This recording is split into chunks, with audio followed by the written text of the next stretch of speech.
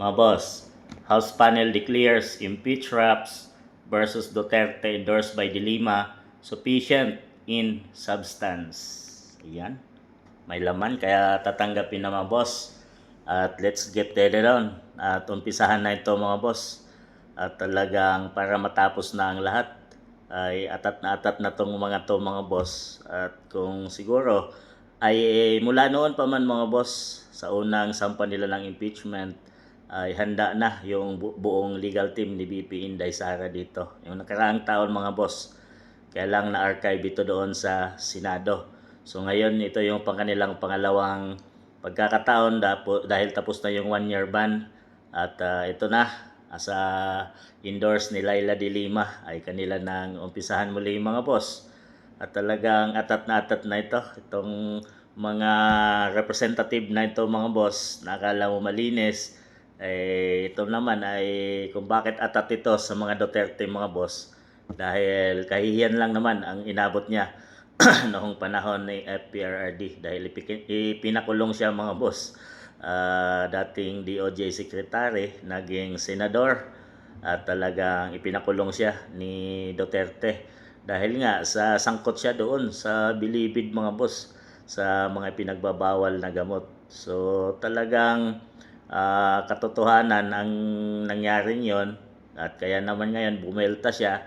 Nagtagumpay nga siya sa una dahil tungtuwa to sigurado dahil nadala sa ICC dahig si FPRRD mga boss dahil isa din sila ni Trillanes at ang administrasyon na talagang tudo ang ginawa nilang paghahanda para mangyari ang kanilang pinapangarap na dalhin sa dahig ICC si FPRRD. At ito ay susunod nila ang anak ni FPRRD mga boss na totoong binoto 30 million plus votes ang nakuha ng taong bayan, ibinoto ng taong bayan bilang Vice President ng ating bansang Pilipinas at ipapa-impeach lang ng isang representatives na wala pang or 1 million or wala pang 1 million na boto ang kanyang nakuha mga boss. At talagang atat na sila kahit pa sa nangyayaring kaguluhan sa Middle East ay wala silang concern sa mga kababayan nating Pilipino mga boss na itigil muna pansamantala at talagang tutukan muna ang kalagayan ng ating mga kababayang OFW na talagang delikado sa kalagayan ngayon at naipit sa labanan diyan sa Middle East mga boss. Pero ang kanilang tinutukan ay impeachment laban kay VP Inday Sara. Ang lahat ng bansa ay naghahanda ngayon mga boss para sa kung sakaling susulpot yung digmaan. Pero ang Pilipinas ay naghahanda at atubili sa paghahanda sa impeachment trial kay VP Inday Sara.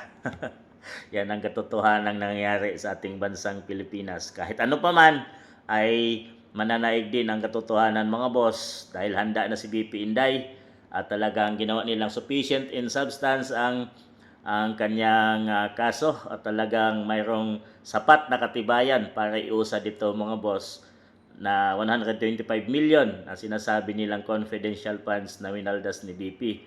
Pero ang billions, trillions na sinampading impeachment laban kay PBBM ay hindi nila inaccept at sinabi nilang insufficient at walang sapat na katibayan mga boss. Pero ganon talaga dahil ang mga congressmen natin at representative na nandyan ay talagang alam na natin kung sino ang kanilang Diyos at sinasamba ngayon. Sinasamba nila ang Diyos na nakaupo ngayon at talagang balang araw ay mananaig din ang katotohanan at mailalabas ng Diyos kung sino talaga ang dapat at tunay na mamumuno sa ating bansang Pilipinas. Kaya umpisahan na ang laban.